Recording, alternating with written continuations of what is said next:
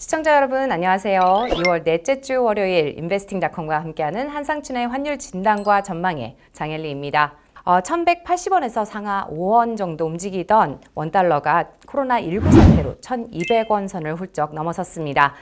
기하급수적으로 늘어나는 확진자의 수처럼 과연 원달러의 환율 향방은 어떻게 될지 국제금융 전문가 두 분 모시고 말씀 들어보도록 할 텐데요.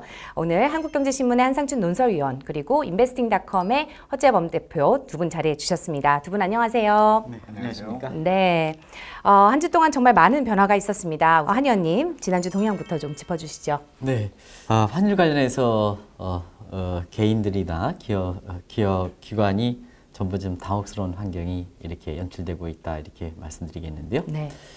지난주 그 목요일까지는 원달러 환율이 비교적 조연한 움직임을 보였거든요. 그러나 금요일 이후서부터 환율이 급등하는 원달러 환율 기준으로. 근데 사실 미국의 입장에서 보면은 펀더멘탈 측면에서 오히려 달러가 좀 약세될 수 있는 이런 소지가 있었거든요. 예를 들어서 금요일에 그 시장에 큰 영향을 미칠 수 있는 PMI 지수라든가 이런 지표는 좀 경기에 둔화가 되느냐 이런 우려가 있었을 게 그 확인하는 식으로 이렇게 나왔는데도 불구하고 유럽 쪽에서 사실 그 유로화 강세 요인이 이렇게 나타나다 보니까 달러 인덱스가 99 레벨까지 올랐었고 또 국제적으로는 중국의 그 코로나 통계를 좀 잘 이렇게 신뢰하지는 않거든요. 네. 이유는 뭐 시청자 여러분이 잘 아시겠습니다는. 그래서 국제적으로는 그 질병 관련된 통계 선진국이라 하는 한국의 이렇게 코로나 확진자 수라든가 사망자 수가 급증함에 따라서 사실 그 안전자산으로 이렇게 선언하는 과정에서 아시아 통화들이 좀 약세를 보였다고 보겠습니다. 네. 그래서 일본의 그 엔달러 환율도 한 111엔대에 갔고요. 그 다음에 위안화 환율도 1달러당 7.0 소위 포치라는 선이 뚫렸고 한국도 1달러에 1200원 선이 뚫리는 이런 모습을 보였다고 보겠습니다. 네, 맞습니다. 코로나19 사태가 점점 더 심각해지면서 지금 상황이 변화가 좀 있는데요. 특히나 좀 전에도 말씀하신 것처럼 주요 통화 대비 달러 가치를 보여주는 달러 인덱스가 또 지난주 약 3년 만에 또 최고치를 경신하는 흐름을 또 보여주고 있습니다.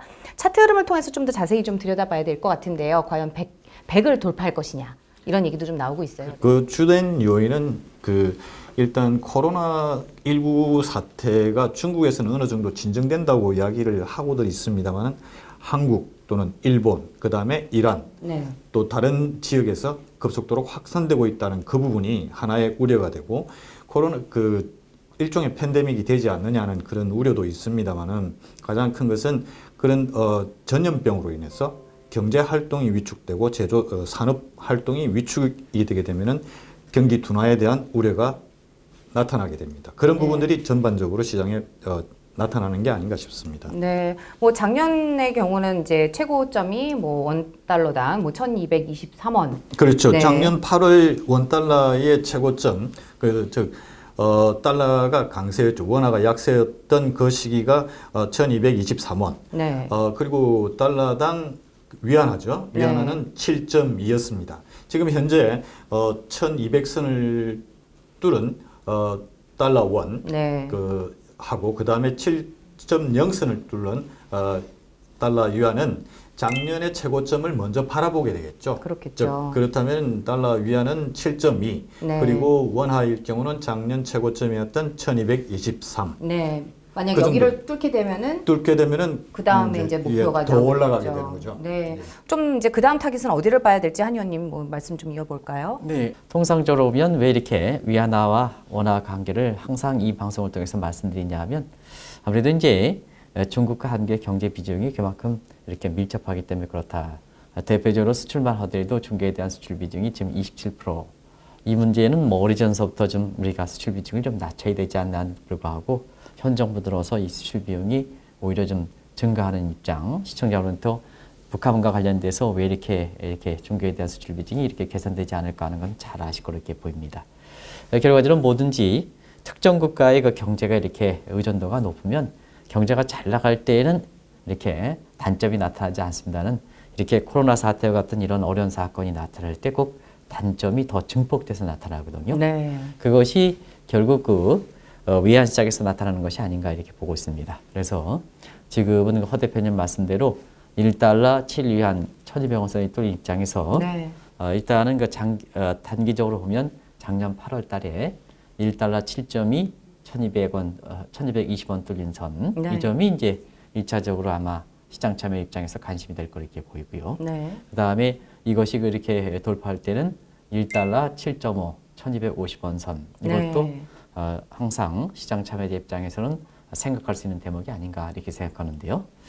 중요한 것은 사실 중국 입장에서 위안화 이렇게 약세가 될 때는 실익이 있겠느냐 하는 측면을 좀 같이 봐줘야 되고, 또 아무래도 미국 입장에서도 이렇게 위안화가 약세되면 달러가 강세되는 측면에서도 이렇게 같이 이렇게 봐줘야 되거든요.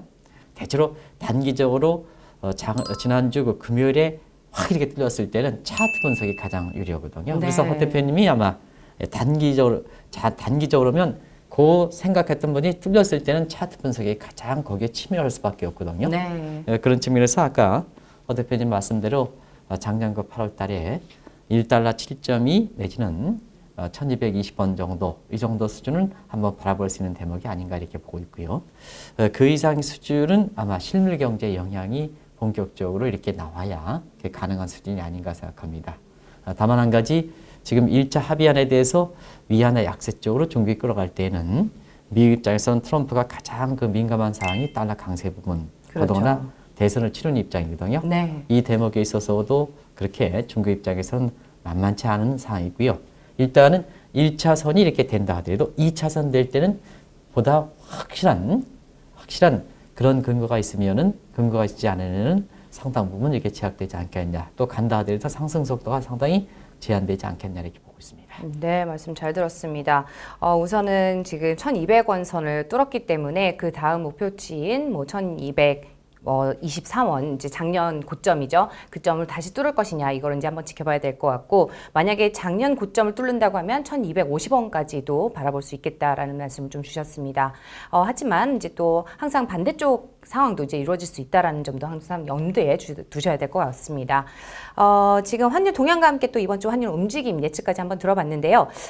이제 또 미국 경제를 떠받치고 있는 기둥인 소비가 탄탄하게 유지될 수 있을 것이냐, 이게 또 관건일 텐데, 이번 주에 예정된 경제 지표를 좀 살펴봐야 되지 않을까요, 대표님? 지금 외국의 주요 경제학자들이나 경제기관들이 발표하는 내다보고 있는 것은 한국의 올해 경제 성장률을 0%대, 제로가 아니고 0.4나 0.5 그 정도 수준이나 아니면은 마이너스 대까지도 빠질 수 있다는 것은, 즉 이것은 코로나19 사태가 장기화됐을 때 이야기입니다. 네. 이제 이러한 경제 성장률을 보인 것은 1980년 2차 석유 파동 때 한 번 하고, 그 다음에 1997년 8년 네. IMF 때, 그리고 2008, 9년 서브프라임이죠. 네. 리만 브라더스 사태로 인한 전 세계 경제 위기 상황 이후에는 처음입니다.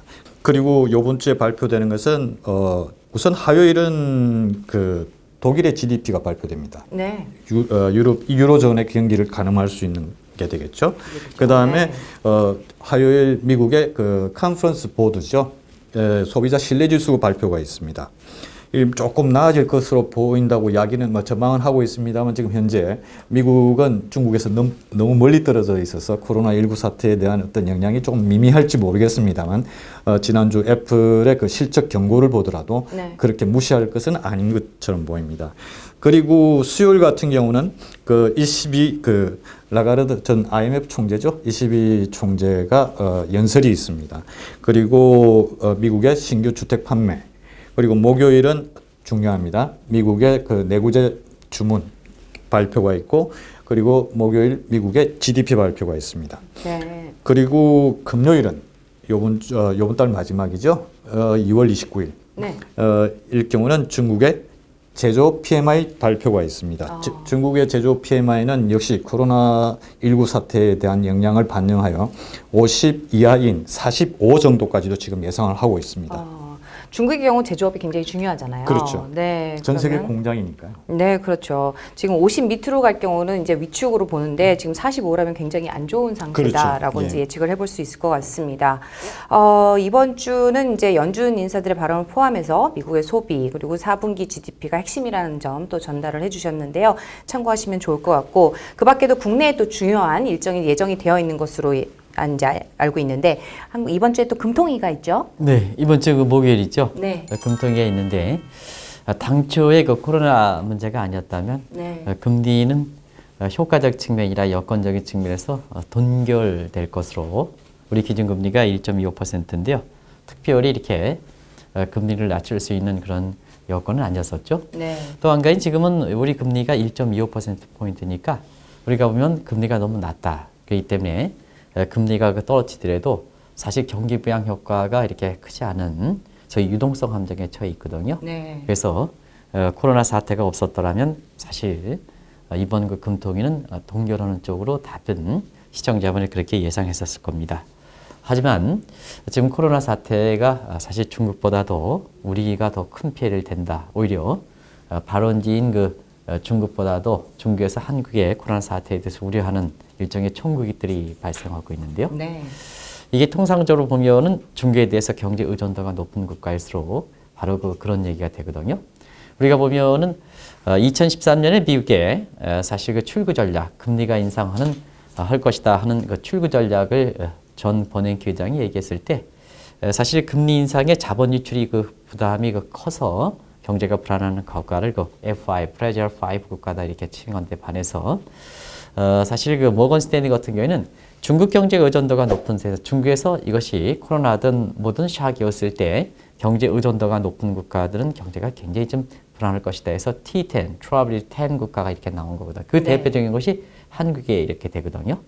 그런 각도에서는 샥은 사실 금리 인하 같은 이 조치보다는 돈을 한꺼번에 중국이 보여주는 것처럼 단기에 사실 돈을 풀어주는 것이 굉장히 중요하다 이렇게 됐습니다. 네. 왜냐하면 금리가 인하한다 하더라도 사실 이 금리 인하 효과는 대체로 보면 인과관계 테스팅상 9개월 위에 나타난 시점이거든요.